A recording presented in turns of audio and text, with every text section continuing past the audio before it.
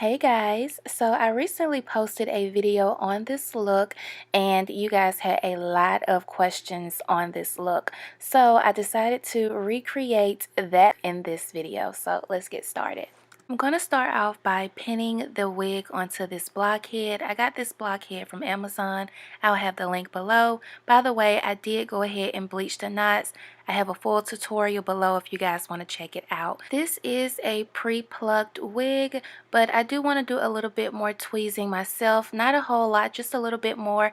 And an easy way for me not to overpluck or get a bald spot is to pull down the baby hairs a little bit and start tweezing behind the hairline. This is a very tedious process, so it could take a little while to thin out the hairline, of course depending on how thick and full the hairline is. Now this wig wasn't too thick, so I really didn't have a lot to pluck out, and this is pretty much all the hair that I plucked out.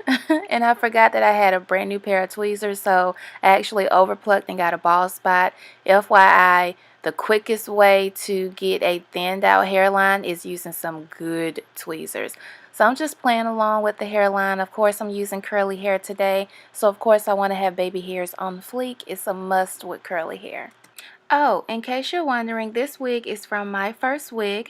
The name of this wig is Victoria, and it is the Malaysian curly full lace wig. This is 20 inches, and it is a glueless lace cap. So I'm going to go ahead and spray some water onto the hair and use my dimming brush and get these waves popping. This is a very beautiful wig.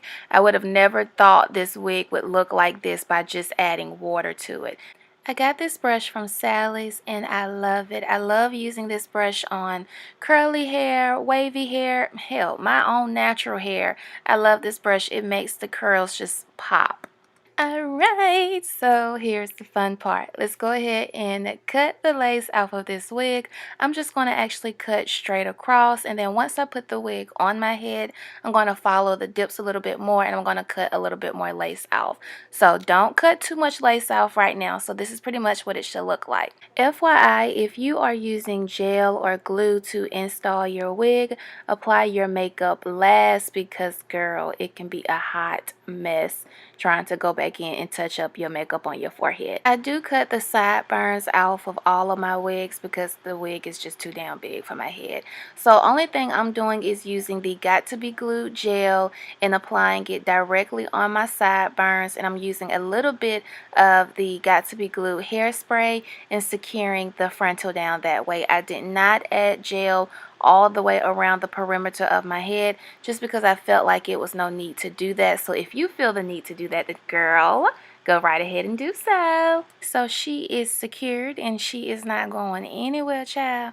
So I'm going to go ahead and put the hair up in a ponytail because I'm going to put a head scarf around my head, making sure I tie it pretty tight. Leave the scarf on for about 10 minutes, and I like to do this because it makes the lace lay a lot flatter. It makes the wig look flatter. It also helps with the drying process or making sure the wig is more secured.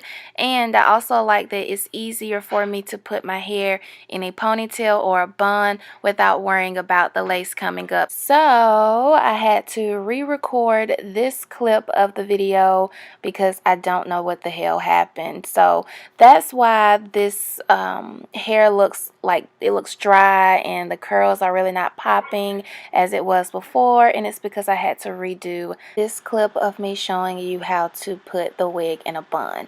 So I'm just going to tie my hair around, and then I'm going to play around with the bun a little bit, pulling it out, tugging here and there, and wetting the hair just so you can see the curls pop out of the bun a little bit. I did add foundation to my forehead after this video because, again, like I said, you want to apply your makeup after you do the install to the wig, but you know, I did it before, so child, we gotta just make it work. But that's why my forehead looks a little crazy, because it doesn't have foundation. So anyways, I hope this video was helpful to you guys.